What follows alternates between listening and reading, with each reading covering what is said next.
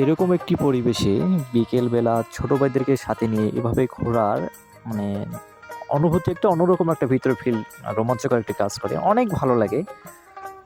মানে জায়গাটা অনেক সুন্দর। মানে চারিদিকেই হচ্ছে সবুজ শ্যামল এই আর মাঝখানে মেঠোপথ দিয়ে একটি রাস্তা গেছে পাকা রাস্তা। অসাধারণ ফিল। চোখ জোড়ানো এই মনোমুগ্ধকর একটি দৃশ্য। খুবই ভালো লাগবে। বিকেলবেলা আসবেন আপনারা এই জায়গাটি ঘুরতে। বিশেষ করে এই কমলাদুলার জায়গার যাতায়াত পথের এই রাস্তাটি মানে অসাধারণ। মানে কি বলবো আপনাদেরকে, মানে সেরকমই লাগতেছে আর কি জায়গাটা। বিকেলবেলা যেমন সবুজ প্রকৃতির যে একটা প্রতি ভালোবাসা, মানে এটা বোঝা যায় আর কি। মানে এখানে আসলে আর কি খুবই ভালো লাগে।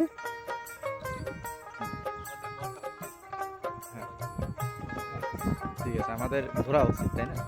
মনকে ভালো রাখার জন্য একটু ঘোরাঘুরি করা উচিত।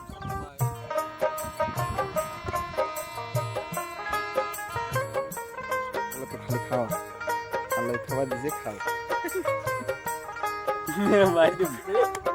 তো আমরা চলে আসলাম এমন একটা জায়গা, তো এত সুন্দর একটা জায়গা আছে, আমরা না বসে আর পারলাম না। আমরা যাইতেছিলাম হলো কি যেন ওটা বলে, বামুনটারি মিষ্টি ভান্ডারে। তো যাওয়ার পথে মানে এমন সুন্দর একটা জায়গা যেখানে না বসে আর আমরা নাস্তা পানির ব্যবস্থা করে এখন সবাই মিলে খাচ্ছি। তুমি পিছনে কে? তো জসিম ভাইয়া, তুমি কিছু বলো। ভালোবাসার মানুষ ছাড়া যে জীবন সুন্দর, এটা আসলে আমি বুঝতে পারছি না। এই জায়গায় না আসলে বুঝতাম না, এই জায়গায় না ঠিক ঠিক। এখানে না আসলে আমি হয়তো বুঝতাম না যে আসলে ভালোবাসার মানুষ থাকলে যে জীবন সুন্দর, বিষয়টা এমন না। বড় ভাই থাকলেও জীবন সুন্দর। ভাই তুমি প্রকৃতিও মানুষের ধন্যবাদ প্রেমে না সবাইকে। পড়ে প্রকৃতির প্রেমে পড়ে। ঠিক আছে, তাহলে ভালোবাসার মানুষ মানে এই জায়গাটা যে এত ভালো লাগার জায়গা মানে করে বলার বাইরে আসলেও কিন্তু। আচ্ছা ভাই, মানুষ শুধু তো আমার একটা বিশ্বাস কথা। করবে না, তুমি বলতেছো। তুমি একটু উঠে একটু চারিপাশটা একটু ঘোরায় দেখো মানুষ, এইটা। হ্যাঁ, সাথে একটু দেখাও তুমি মানুষদেরকে। দাঁড়াও দাঁড়াও।